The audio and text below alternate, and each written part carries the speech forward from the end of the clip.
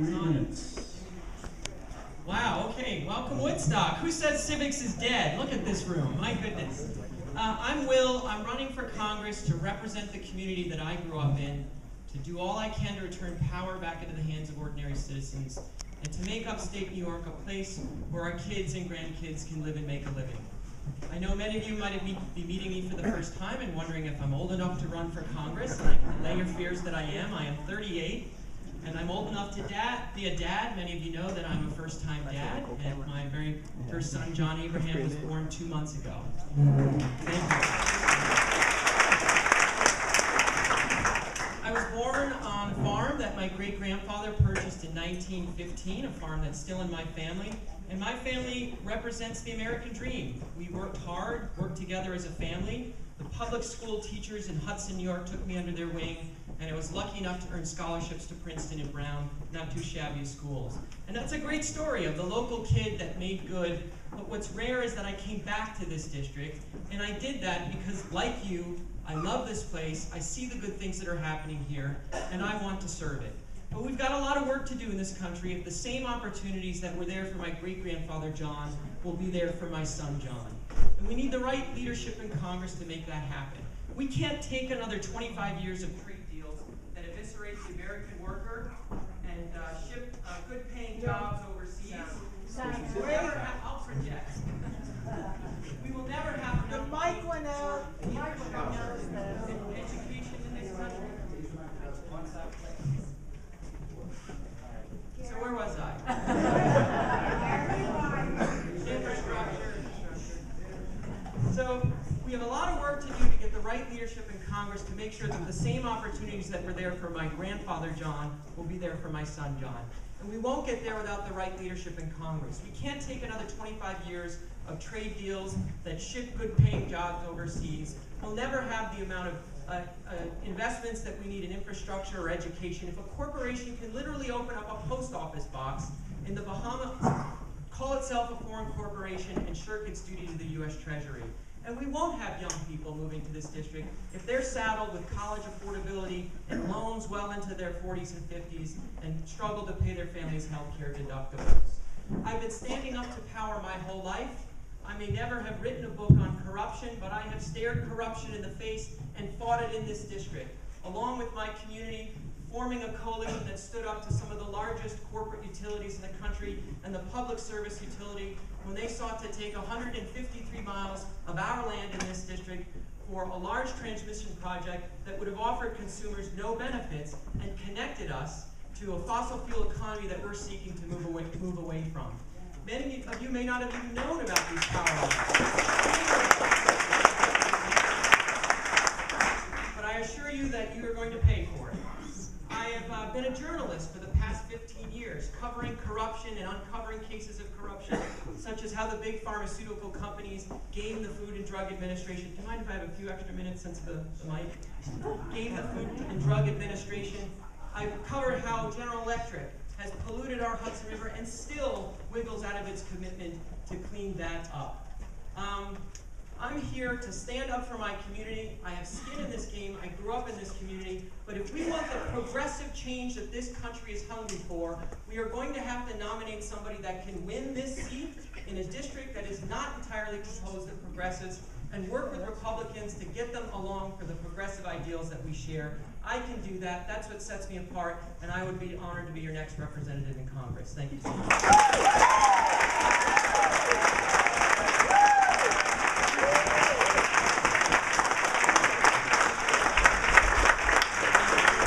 Thank you. Here's Ms. TJ. Good evening. Thank you to the committee. Thank you to Laura. Thank you to everyone here for coming out and being part of turning the 19th Congressional District blue. And thank you to my opponent for continuing to run a civil, public, open debate where we can all get along at the beginning of the day and at the end of the day.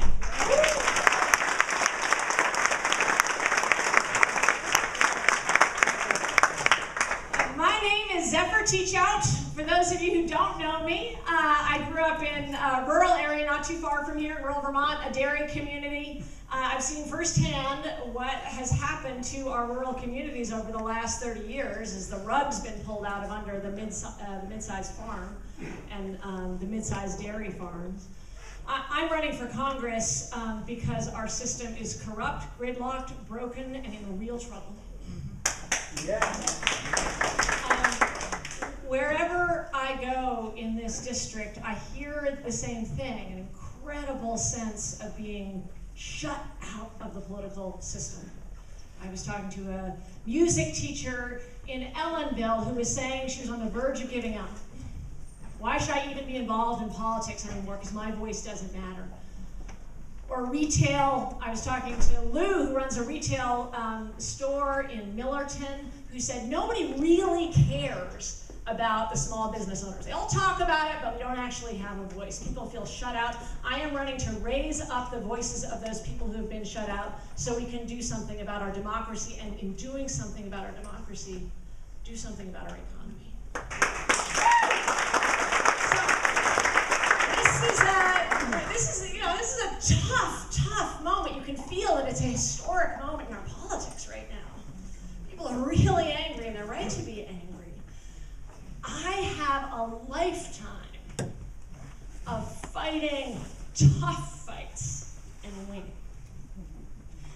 And I want to go to Congress to represent you, bring your voices there, and win those tough fights that we need to win. After the financial crash of 2008, I co-founded a group dedicated to breaking up big banks. All citizens, we brought 90,000 signatures to Harry Reid demanding Glass-Steagall, new Glass-Steagall, and a breakup of the big banks. Yeah. Right.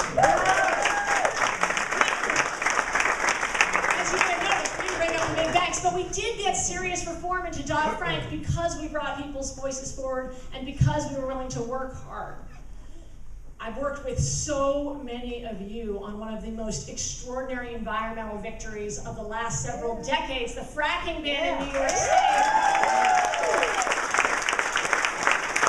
I'm still working with so many of you parents and teachers against Common Core and the privatization of our education system.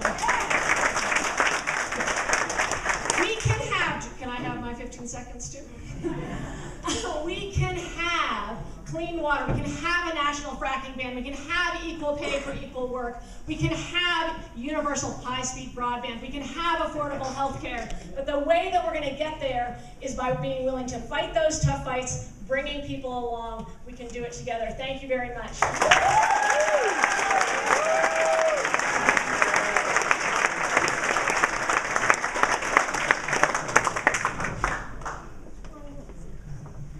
Okay, let's do something easy first. We'll start with Ms. Teachout. Support the Democratic nominee for president, regardless of who it is. Absolutely. I am so proud and happy to have been endorsed by Bernie Sanders. Yeah.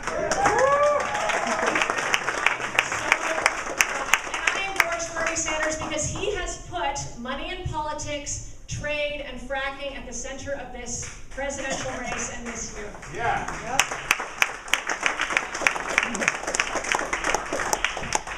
And I will be the most enthusiastic supporter of whoever the Democratic nominee is. I am so excited for Democrats to win. And I'm going to be excited about supporting down-ballot candidates. Yeah. This campaign isn't just about an individual race or an individual person. It's actually about building power. Because if we're going to take on Comcast, Monsanto, Verizon, we're going to have to do it by community, local organizing, supporting people at every single level up and down the ticket. I really believe in being part of rebuilding the populist progressive core of our extraordinary party. Yeah.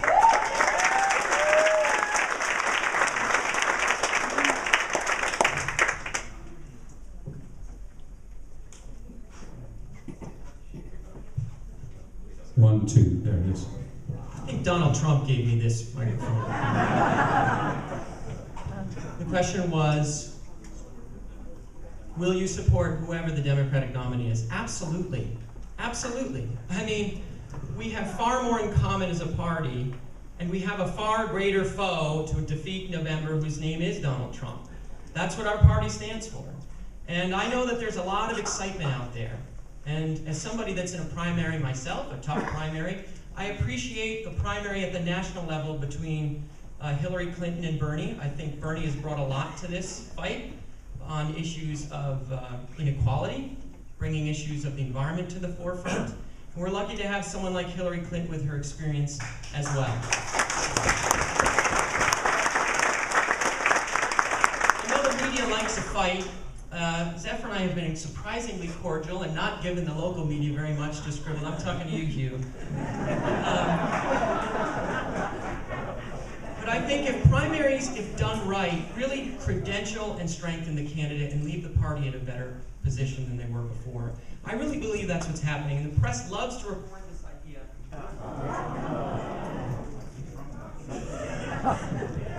The press loves this idea that somehow Bernie people are going to stay home if Hillary is the nominee. It looks like the math is moving in her favor. I don't believe that is the case. We have to get behind a candidate to defeat Donald Trump, to support the democratic ideals. There's far more in common that we share this region with the values.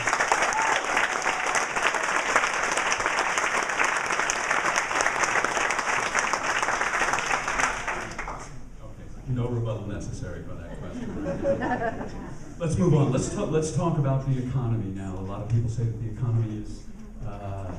Some people say the economy is humming right along. Some people say it's not so good. Some people say it's down the tubes. What's your view? Where is our economy right now? And where is it hurting and where is it doing well? The economy is improving thanks to the work that Barack Obama's administration has done nationally. But we got a lot of work to do here in New York 19. The Wall Street Journal just published an article that shows that if you live in one of the top 20 metropolitan areas in this country, then these are returning to the good times. If you've got stock options, these are the best days that have ever happened. But if you're a middle-class resident living in Ulster County or Columbia County or Schoharie County, we're still in the recession. And we're seeing it by our demographic shifts. I'm one of the rare young people that moved back to the community that I grew up in because I believe in it, but we export young people from this district, and every one of the 11 counties in this congressional district has lost population since the 2010 census. We've got a lot of work to do to attract jobs back to this area. How do we do it? We've got to invest in high-speed internet and broadband because that is how we participate in the 21st century economy. We need to nurture a farm economy, which is never going to employ 80% of our population again, but is still a strong economic driver. We need to invest in healthcare. Most of the counties of this district, healthcare or a hospital is the largest employer, and there's a strong federal role for supporting that. For creating the jobs to support our seniors, investing in community colleges where I've taught as an adjunct, which are nimble enough to partner with local businesses to understand what we need to do to train the next generation. If we don't create opportunities for young people here, every decadal census we're going to continue to lose population, and this congressional seat's going to get even bigger and harder for Zephyr and us to drive around.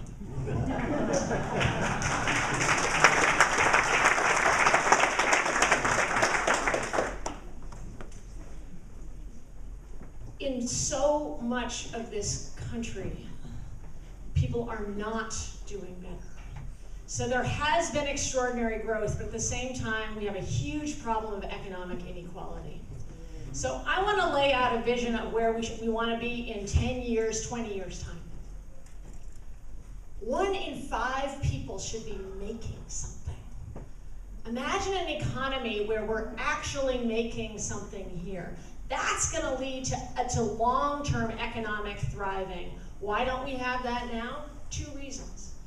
One is because our trade policy, our really reckless trade policy has shipped jobs overseas. We can make things here. People can assemble iPods in Kingston. We can actually do local manufacturing. A lot of it's going to be high-tech manufacturing, but local manufacturing here. It's going to take really changing the way that we think about trade, though, and moving towards a 21st century trade vision where we are actually investing in local manufacturing here. A huge part of that for this district involves reinvesting in that mid-scale farm, that mid-sized farm that has seen a massive 40% drop in the last several decades because our farm policy subsidizes the big ag out west And we're eating apples from Peru and importing milk protein from New Zealand and China when we have the resources right here. Yeah.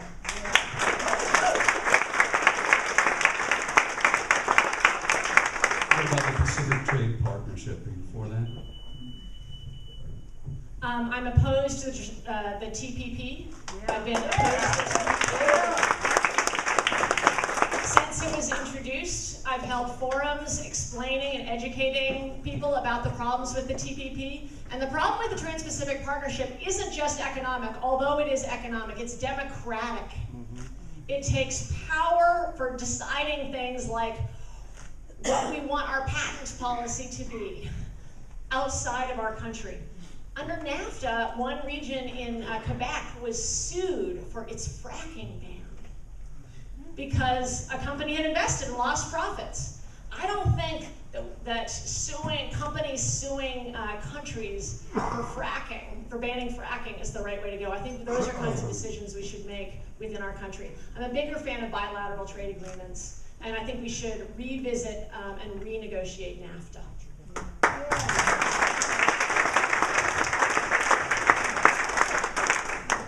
I don't think Barack Obama gets enough credit for being one of the greatest presidents we've had in many decades. But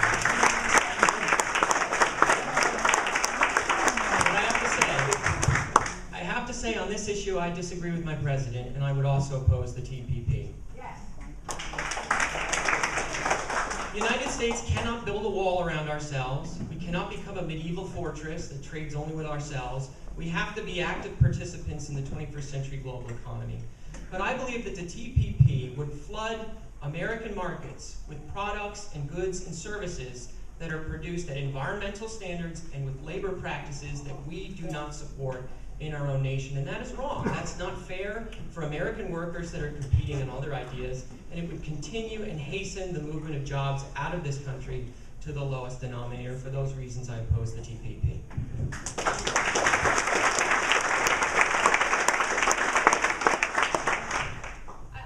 Counts as a rebuttal, but maybe in my ongoing debate with Will, it counts as a rebuttal.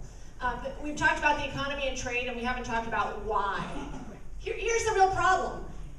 The real problem is that a handful of lobbyists, because of their funding of campaigns and funding of super PACs, have total outsized power. So if we're going to fix our trade policy, if we're going to move forward on an economic policy that really serves the middle class, we also have to change the way that we fund campaigns.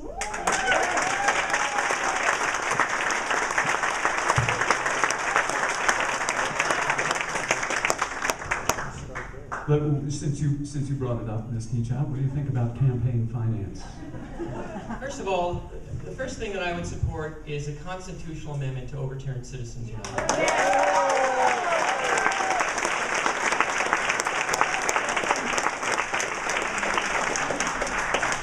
I don't think any of our founding fathers could have ever imagined that First Amendment rights would apply to a corporation spending unlimited money to send hate attack ads that flood our television screens every November, that depress and demoralize the body politic and move people away from the political arena. We have too much money in politics. I've seen it firsthand as a first-time candidate, and I would support efforts in the House that if you are a publicly traded corporation, that you have to disclose the political contributions that you make. We all know that there's too much money in politics, but if we want the progressive change that we hunger for in this country, then every time we mention campaign finance reform, we have to talk about the less sexy business of redistricting reform. If you look at this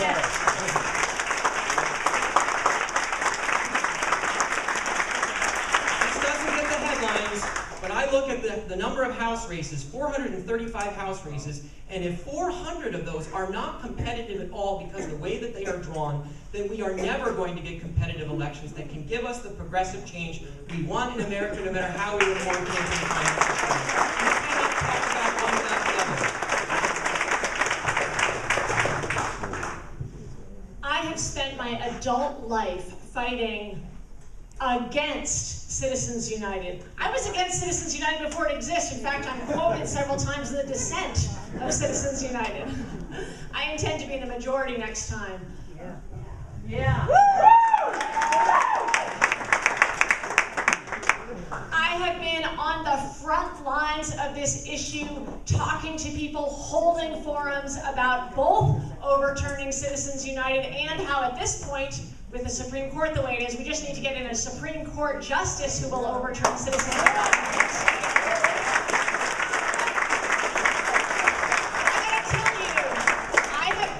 Several events with my opponent, and you cannot talk about money in politics without talking about the core issue, which is privately financed elections or publicly financed elections. We need publicly financed elections. I have worked in Albany on this. I have worked in Washington on this. I have worked with John Sarbanes, whose bill for publicly financed elections needs more support and more energy. We need anybody to be able to say, I've got 400 friends, I've got some good ideas, I can run for Congress. In our current system, somebody has to say, I can only run if I have a few millionaires who I know. It's a real problem, but we can fix it.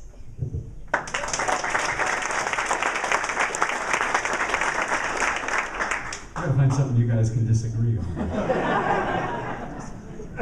There's if we can get a little bit obscure here, Ulster County, I want to talk a little bit about Ulster County and Dutchess County.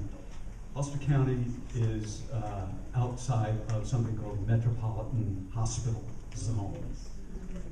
And Dutchess County is in the Metropolitan Hospital Zone, and what that means is that they get better reimbursements for their for patient care that goes in there that's paid for by the federal government. Consequently, Ulster County hospitals suffer and fall behind because they can't attract better doctors and have better equipment. Our last two Congress people, both Maurice Hinchey and Chris Gibson, have tried to fight this battle and have not made an inch of headway. So we'll start with you, Will. Can you address this and tell us what you think about issues that may affect the counties within your district differently? Specifically, this issue of hospital care? Well, this issue is Well, sure. Yeah. Well, one of the reasons why healthcare is expensive in this country is that the quality of care and the affordability of that care is not equal based on that position or district. And so when we try to lower the cost of healthcare, we have to start trying to understand, why does a hip replacement cost $10,000 in one city and in a hospital 2 cities over 50 or 60% more? Creating that uniformity of standard is one of the ways that we can control healthcare and its costs. Something else that relates to the differential costs that people have to pay based on their residency is something that I've worked on through the Hudson Valley Smart Energy Coalition. And so getting back to the power line fight that we've been working on that goes through 3 of the counties of this district, those of you who live in Ulster County, even though these power lines don't go through your county, you will pay as part of the zone that you're in Ulster County relative to the rest of the district for this large transmission build-out. And you, as ratepayers, won't see any benefit in your bills or any increased service.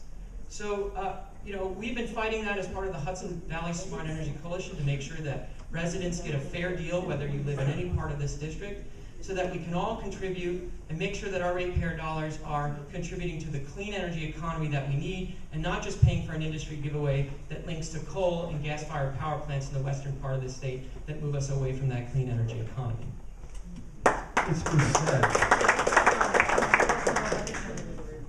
It's been said, though, that fight that you led to have the transmission lines not be upgraded in Dutchess County was the cause of Ulster County being put in the federal, what do they call it, the zone, the FERC zone over here, and that has increased the costs in Ulster County while holding down the costs in Dutchess County.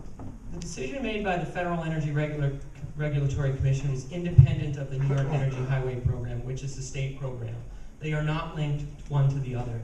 FERC is a nationwide effort to try to get more capacity built near where it's used by consumers. And unfortunately, that is a tax that is more burdensome for this district relative to other areas of this district. But they are unrelated as items.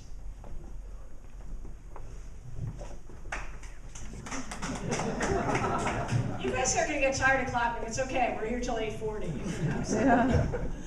I want to Yes, right, yes. You were asking about the reimbursements issue with the hospitals and the very great difficulty that our prior representatives have had in pushing that forward. I want to use it as an opportunity. It's an issue I've heard about, it's an issue I will fight for. It's very real. I want to use it as an opportunity to talk about really what a Congress member does. We're talking a lot about broad federal policy, and you probably are going to ask other questions about broad federal policy. The way that I see it, and I really spent some time thinking about this and talking to people who both worked on staffs as well as other people who have served. What is the job? And my gold standard, the best model of a Congress member that I know is Maurice Hill.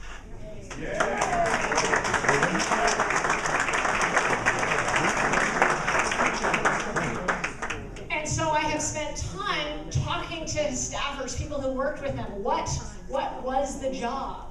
And 80% of the job is fighting these hyper-local fights, being an advocate for small but critically important development projects, being an advocate in negotiations, whether it's with Time Warner or with a hospital or with the federal government and trying to get better rates. That those jobs of advocacy create and strengthen those relationships locally. Those are the service jobs that aren't as glamorous but are absolutely essential to the work. I can't wait to do that work.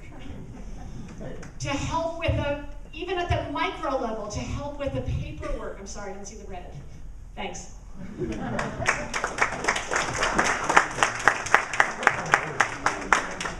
The thing that inspires me to get involved in this job is to try to find the federal role to work on local issues.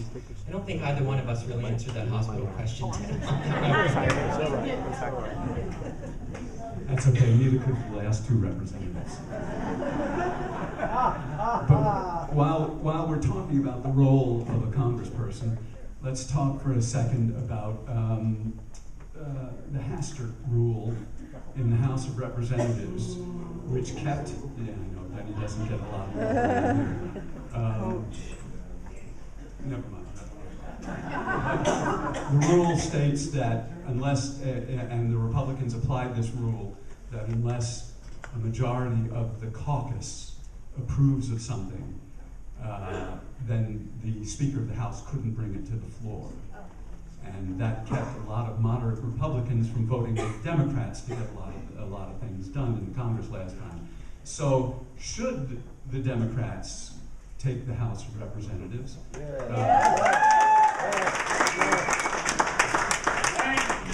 Would you support some form of that rule, and would you support Nancy Pelosi as the Speaker of the House? I would be thrilled to support Nancy Pelosi as the Speaker of the House. I'm very excited about flipping those 33 seats so we can take back a House majority. And this seat is a critical one for that. I'd have to look into it, and thanks for the introduction to the rule, but I'm not going to answer off the cuff. And I'm going to use it just openly as an opportunity to tell you a little bit about the way that I work. I have done a lot of work across the aisle. I was the national director of the Sunlight Foundation, which is focused on transparency in Congress, 2006, 2007, when we were just getting going. It uses technology to make Congress a little more transparent. And in that role, I worked all the time with Hard Right, Cato Institute, Heritage, other Republicans on issues that we really agreed on. And it was very easy. What I find for negotiating across the aisle and working with people that I disagree with within my own party is that, one, you should be really clear about what you stand for, and two, you should be really, really, really polite.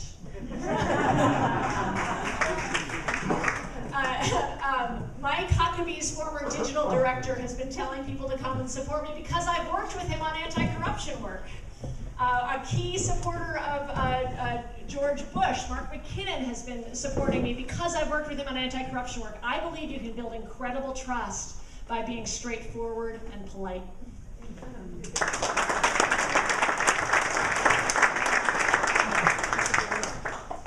So after this county executive, Mike Hine, decided not to run for this seat, and I threw my name in the ring starting in January, one of the first things I did is go down to DC to talk to some members about their experiences and what it's like to be a member of the House of Representatives today. And I remember sitting in Steny Hoyer, the minority whip's office, and I asked Mr. Hoyer and said, you know, the media reports the House of Representatives as just being bitterly divided, partisan, and generally awful to one another. Is this, is this accurate? And Mr. Hoyer put his big paw on my shoulder and said, young man, it's a hell of a lot worse than that. I think that's a fair question about the premise of what you can get done in this bitterly divided Congress. We have 8- and 9-term Democratic House members that can't get very simple bills out of committee. And so, we have a majority that we have to build. And if we can't win seats in these toss-up districts like New York 19, then we are never going to take back the House as Democrats. This is our year to do it. We have to do it. We have to get this done.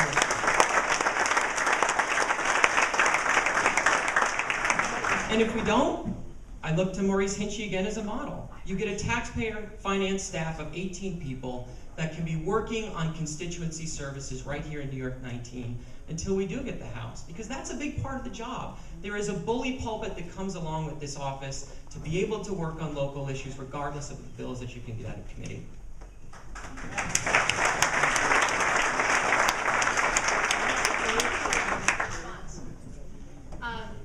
So, I absolutely agree. We have to win back this seat, and we are going to win back this seat. The likely Republican nominee is John Faso. I'm John Faso's worst nightmare. John Faso has been a lobbyist for the last 10 years. I have been fighting corruption my whole life. John Faso has voted against equal pay 4 times, I believe, and has called Roe versus Wade a black mark against democracy. And John Faso comes from that Albany corruption, that Albany where I have spent so much energy trying to call out and tell the truth. I am ready for the fight with John Faso. I'm ready to win.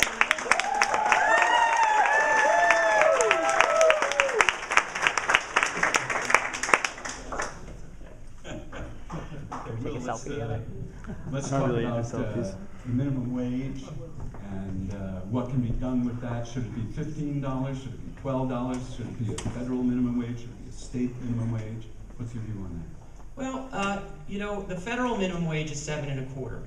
I don't know anybody in any of the 50 states of this country, whether you are an intern, an 18-year-old, a single mother, or an experienced retiree, that can live on $7.25 an hour. There's nobody that can make a defense that that should not be raised.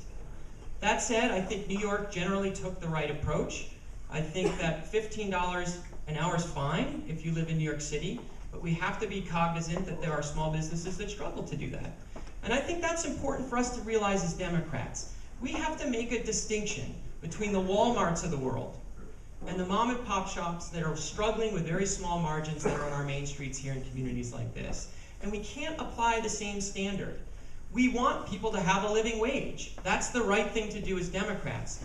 But if we don't provide the resources for small businesses to do that, then we are creating a hardship for our local businesses that are an important driver of the economy right here in New York 19, and the big ballast and source of jobs that we have in this region.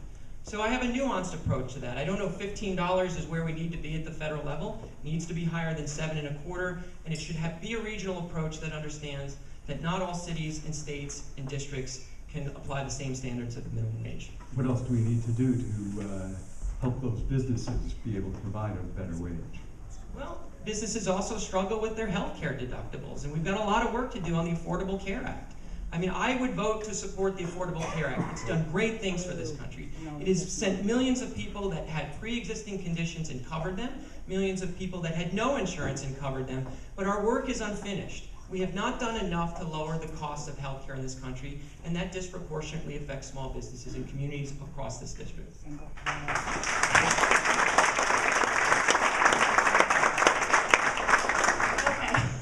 So I strongly support raising the federal minimum wage. one of the challenges in New York was because we border 5 states. And so while we're raising our minimum wage, which we should be doing, there's a threat that the other states are not. It's really important to raise it at a federal level. I also have spent a lot of time talking to small business owners who are very worried about the raise of the minimum wage, but I don't think you have to approach that as a regional issue. The local Walmart can pay $15 an hour.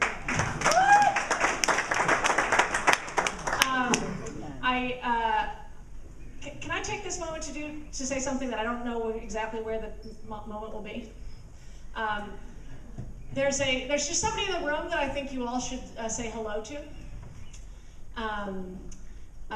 Because, you know, whether we're talking about minimum wage or economic development, the real problem is a handful of big super PAC donors, a handful of big lobbyists. There's a gentleman in the back of the room named Jim from America Rising. Jim, could you raise your hand? And I just want you guys to understand, I've spoken to Jim, he shows up at most of my public events, that super PACs funded by secret donors are here in this district, very concerned about Democrats taking back the 19th Congressional District. And so they're videotaping our public appearances. And our response to that, I think, has to be just calling it for what it is, but also making sure that we do the grassroots organizing so people's voices are heard, not super PACs.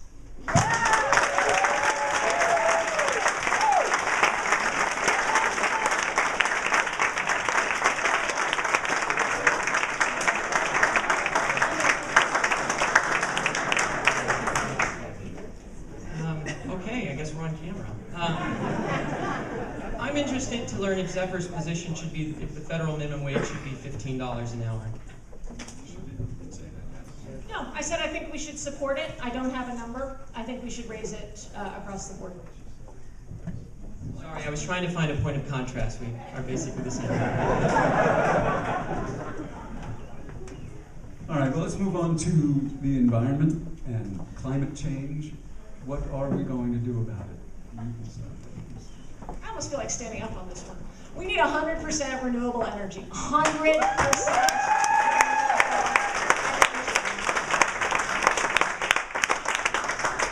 We need a national fracking ban. You led the country with a New York State fracking ban.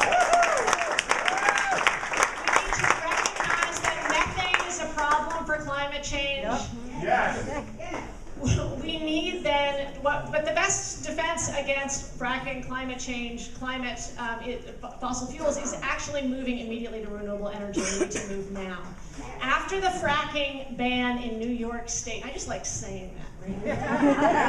After the fracking ban in New York. Josh Fox. Who made the movie Gasland, and I and Bethany Yarrow and others toured, and we did 17 stops saying, if we're going to ban fracking, we need to build renewables. We need to build it now. We need to take back our power at the local level. So that means moving towards, Mark Jacobson, as you may have seen, has done a plan of every state, how we can move to a renewable in every state. This is going to require a total commitment. This is a moral issue. This is an